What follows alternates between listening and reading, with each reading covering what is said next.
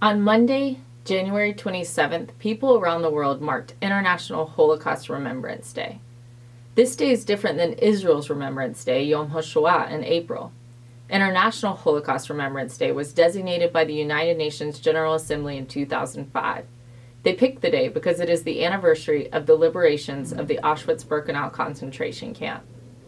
Auschwitz-Birkenau in Poland was liberated in 1945 by the Red Army.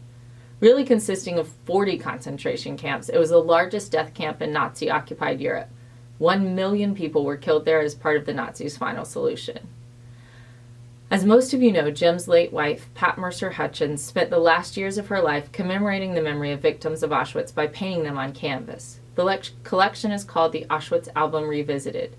It includes 40 oil paintings depicting scenes pulled from the black and white photographs from the Auschwitz album, a 56-page album containing the only surviving photographic evidence of the extermination process from inside a concentration camp. Although the historical purpose of the Auschwitz album is unknown, the photographers were most likely SS officers given the task of taking photo IDs of inmates. The existence of the album is peculiar since the Nazis were careful to keep the final solution a secret. But in 200 photos, the Auschwitz album documents the arrival of Hungarian Jews in the early summer of 1944. It shows thousands of Jews arriving in boxcars and disembarking on the train ramp. On their coats are the infamous yellow stars, and in their hands they carry tiny packages.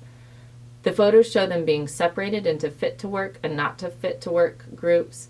They were registered, deloused, and robbed of all their personal effects before being lined up and herded into the labor camps. The unfit to work included the elderly, children, and pregnant mothers. They waited in groves behind the crematoriums and were ordered to wait further instructions until group by group they were ushered to the gas chambers under the guise of taking a harmless shower. The victims' expressions give no indication that they knew what was about to happen to them, no understanding that these were the final moments. When Pat first saw the black and white photographs, she began having nightmares. She dreamed she was wandering through the concentration camps with children dying all around her. She tried to resuscitate one child after another in her dreams, but nothing she did brought them back to life. When she would awake, she felt compelled to paint. Only through art did she feel like in some form she could give the victims life again, preserve their memory, and mark their last breaths. First, she painted from one of the Auschwitz album photos, which showed a woman holding a child and looking through the train window.